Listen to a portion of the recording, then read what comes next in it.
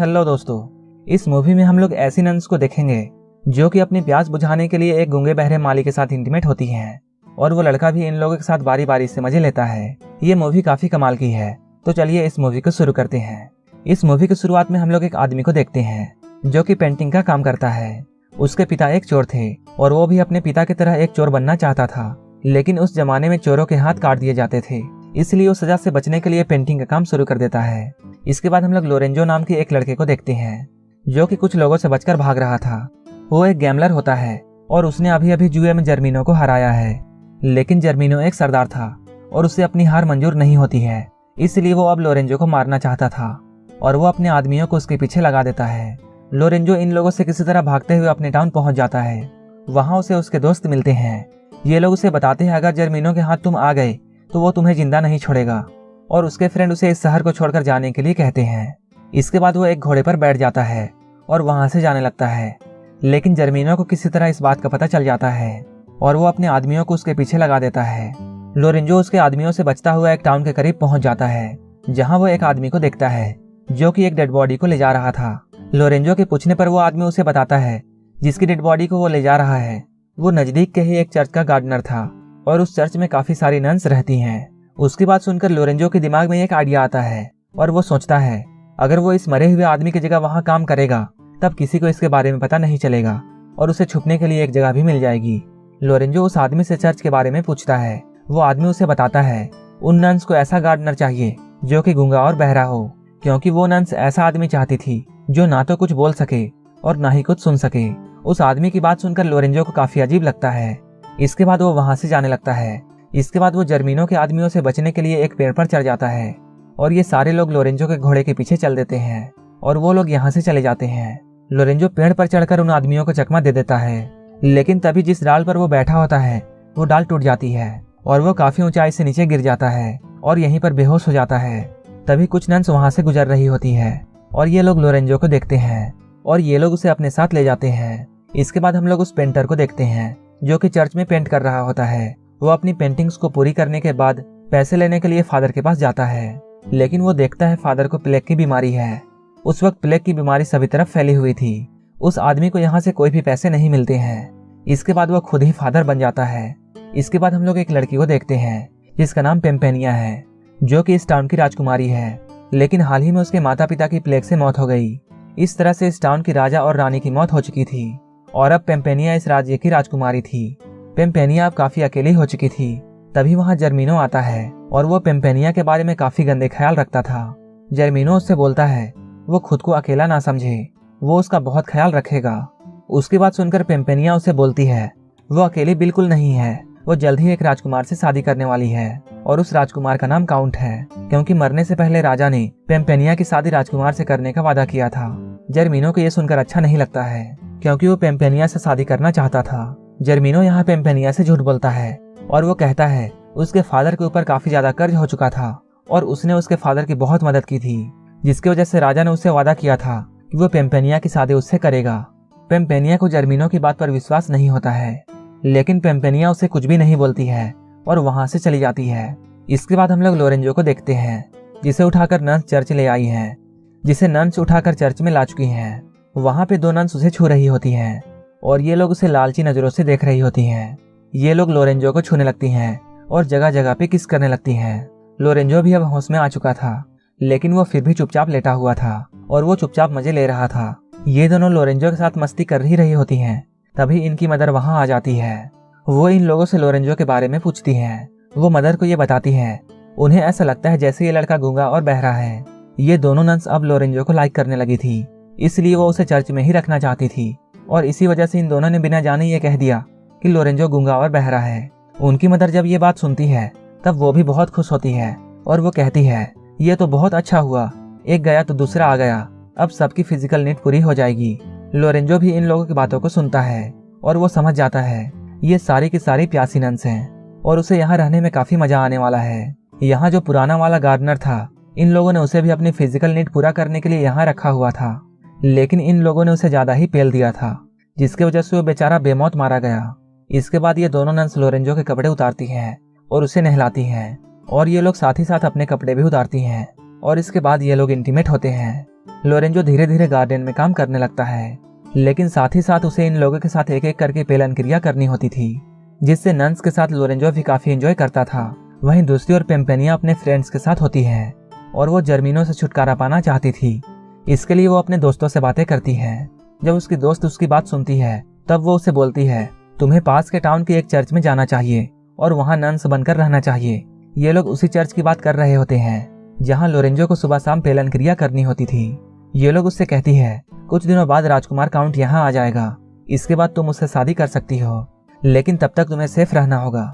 इसके बाद पेम्पेनिया एक नन बनकर उस चर्च में पहुंच जाती है। पेम्पेनिया जब यहाँ रहने लगती है तब वो बाकी नन्स को देखती है कैसे वो लोरेंजो के साथ मस्ती करती हैं। अब उसका भी मन ये सब करने का होने लगता है। लोरेंजो को वो लाइक करती थी क्योंकि लोरेंजो उसे बहुत अच्छा लगता था, लेकिन राजकुमार काउंट से उसकी शादी होने वाली थी। ये सब सोचकर वो रुक जाती है। कुछ दिन बाद काउंट महल में पहुंचता है ताकि वो पेम्पेनिया से शादी कर सके, लेकिन उसे भी ये बात पता नहीं थी कि पेम्पेनिया कहाँ है। और इसी बात को लेकर जर्मिनो और उसके बीच में लड़ाई होने लगती है। जर्मिनो उससे बोलता है, पेम्पेनिया तुमसे नहीं बल्कि मुझसे शादी करेगी, और ये दोनों एक दूसरे को नीचा दिखाने की कोशिश करते हैं। दोनों लोग पेम्पेनिया को पाना चाहते थे। इसके बाद काउंट महल से बाहर आता है। बाहर आने पर उसे एक आदमी से ये बात पता चलती है कि पेम्पेनिया पास के टाउन के चर्च में गई है और वहीं नन बनकर छिपी हुई है। इसके बाद काउंट जल्दी से चर्च की तरफ चल देता है। इधर हम लोग चर्च में देखते हैं तीनों नन्स लोरेंजो को अच्छी तरह नहलाती हैं, क्योंकि आज रात इन लोगों के मदर की बारी थी कि वो लोरेंजो के साथ मजे करे। लोरेंजो को यहाँ अच्छी तरह से नहलाया जाता है। इसके बाद लोरेंजो को नन्स के मदर के पास भेज दिया जाता है, जहाँ वह लोरेंजो के साथ भरपूर आनंद उठाती है। लेकिन पेम्पेनिया को ये सब अच्छा नहीं लगता है, क्योंकि वो मन ही मन में लोरेंजो को लाइक करने लगी थी। अगले दिन जब पेम्पेनिया गार्डन में जाती है तब वो लोरेंजो को गाना गाते हुए सुनती है और उसे गाता देख वो बहुत खुश होती है, क्योंकि वो जिस आदमी को चाहती थी वो गूंगा और बहरा नहीं है। इसके बाद वो लोरेंजो के पास जाती है और उसके आंखों में पट्टी बांध देती है। लोरेंजो को ये सब काफी अजीब लगता है और ये सब उसे काफी अच्छा भी लगता है।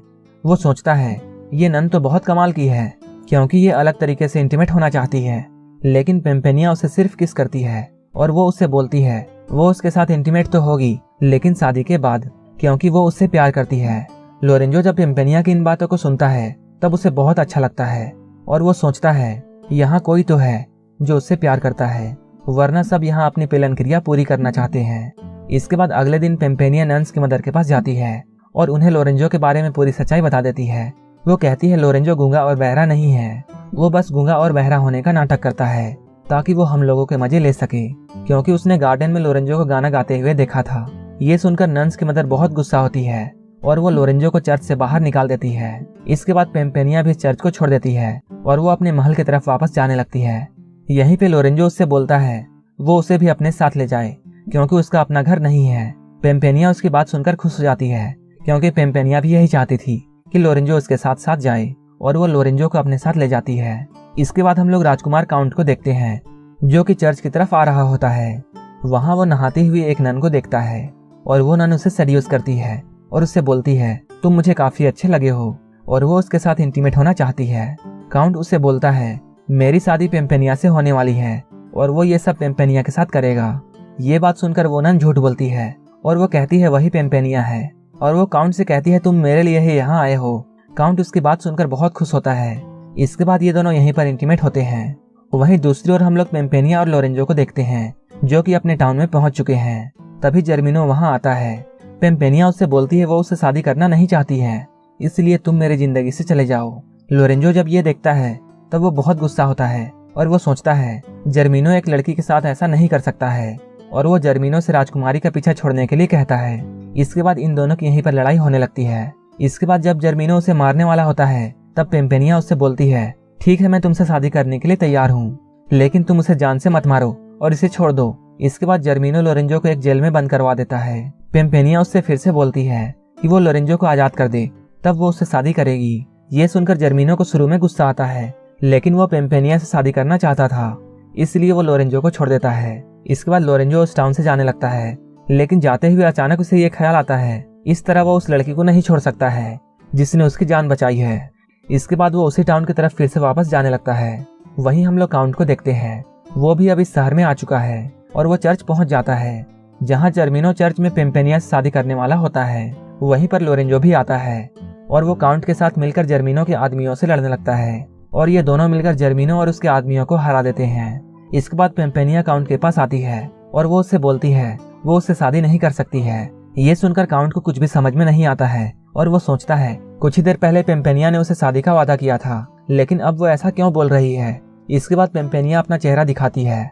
काउंट उससे बोलता है तुम पेम्पेनिया नहीं हो, मैं जिस पेम्पेनिया से मिला हूँ वो तो दूसरी है जो कि उसे रास्ते में मिली थी। उसी वक्त वो लड़की भी वहाँ आ जाती है जिसे काउंट पेम्पेनिया समझता था और उसे देखकर काउंट बहुत खुश होता है। काउंट बोलता है यही पेम्पेनिया है और वो इसी से शादी करेगा। इधर लोरेंजो यहाँ से जा रहा होता है, तभी पेम्पेनिया उसके पास आती है और उसे जाने से रोकती है और वो अपने प्यार का इजहार उससे करती है। लेकिन लोरेंजो उससे बोलता है मैं तुमसे प्यार नहीं करता हूँ बल्कि एक नन से करता हूँ जो कि पास के चर्च में रहती है और वो मुझसे शादी करना चाहती है और मैं उसी से शादी करने वाला हूँ। और उस लड़की ने उसे किस भी किया था। ये सुनकर पेम्पेनिया बहुत खुश होती है और वो समझ जाती है वो उसी की बात कर रहा है, लेकिन उसे उस वक्त मालूम नहीं था कि वो लड़की पेम्पेनिया ही थी। इसके बाद पेम्पेनिया लोरेंजो के पास आती है और उसे किस करने लगती है। इसके बाद लोरेंजो समझ जाता है वो जिस नन की बात कर रहा है वो पेम्पेनिया ही थी। इसके बाद ये लोग एक दूसरे के साथ बहुत खुश होते हैं और यहीं पर इस मूवी की हैप्पी एंडिंग हो जाती है। अगर आपको ये मूवी अच्छी लगी हो तो एक लाइक जरूर कर देना और ऐसे ही मूवीज के लिए मेरे चैनल को जरूर सब्सक्राइब कर लेना। तो मिलते हैं हमारे नेक्स्ट वीडियो में।